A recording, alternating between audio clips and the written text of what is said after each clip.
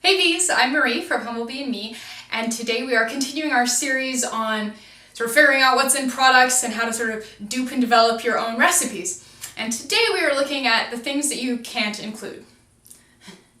Kind of a bummer, but there you have it.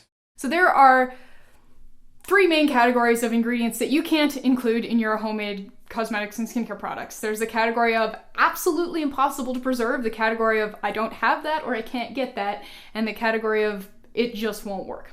So category number one, the impossible to preserve category. If whatever you're making isn't for immediate use, if it's not like a face mask, those are sort of the things that I use up immediately the most, you can't put food in it. That's a really big one. No pumpkin puree, no coconut milk, no apple juice. Like, don't put food in it. It's absolutely impossible to preserve. So I'm sorry to be a buzzkill about that. If you have been perusing the Lush website, you probably have lots of ideas for really, really awesome things that you want to make with tons of food in it, because they're always like, yeah, we put fresh bananas and stuff. But like, have you seen what bananas do when you leave them on your countertop? Like, they turn into like slimy, disgusting sludge. So yeah, sorry, we can't do that. Category two is things you can't get, or things that you might as well not be able to get because you don't want to go buy them. Things that you don't have. So there are, as you have likely discovered, hundreds and hundreds and hundreds, if not thousands, of different wonderful ingredients that you can buy and put in your skincare products. And it can get a little bit ridiculous, as the state of my DIY stash down in, can attest to. Yeah, so you can buy tons of different ingredients, and so sometimes when you're looking at an ingredient label for something, there's a couple ingredients that you don't have, and either you have no idea where to get them, like Dove orchid extract, or you don't want to shell out for them. Something like helichrysum oil. Totally get that. So what do you do in situations like that? Step one, what is your product for?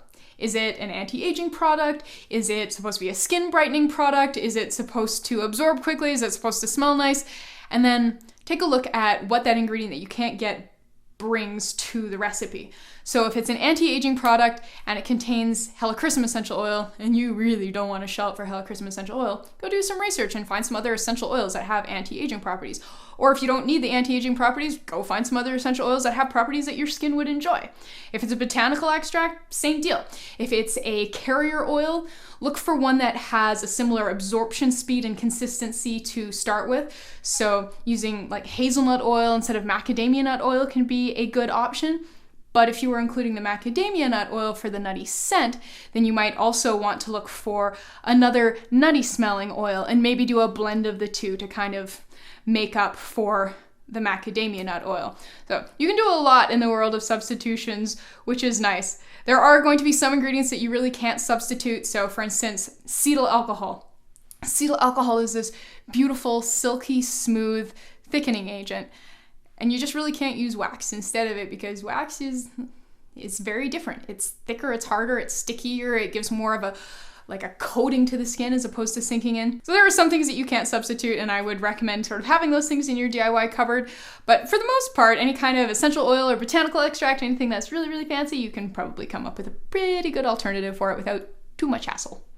Category number three is things that just won't work. So the two big ones that I hear a lot about are vitamin C and SPF, or sun protection factor. Vitamin C is this wonderful skincare ingredient, and it's pretty easy to buy. You can just buy a tub of granulated vitamin C, and it just kind of looks like a tub of sugar, and that's pretty cool.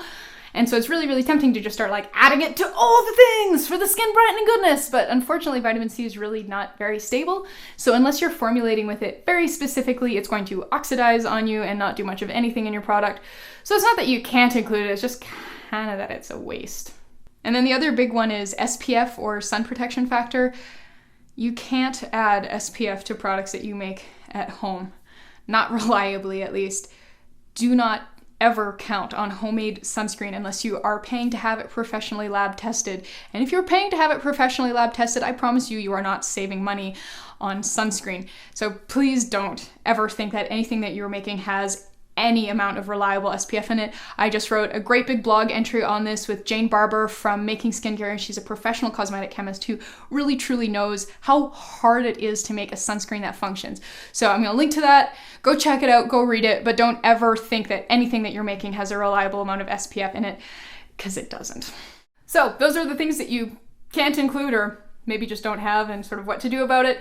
I will go into more detail about substitutions later, but for now I have done some really good blog posts on substitutions, especially for carrier oils and essential oils, and they have charts and everything, so check those out in the description box below. They're very useful and great references to sort of check back, much easier than checking back to a video because it's written down. You can, yeah.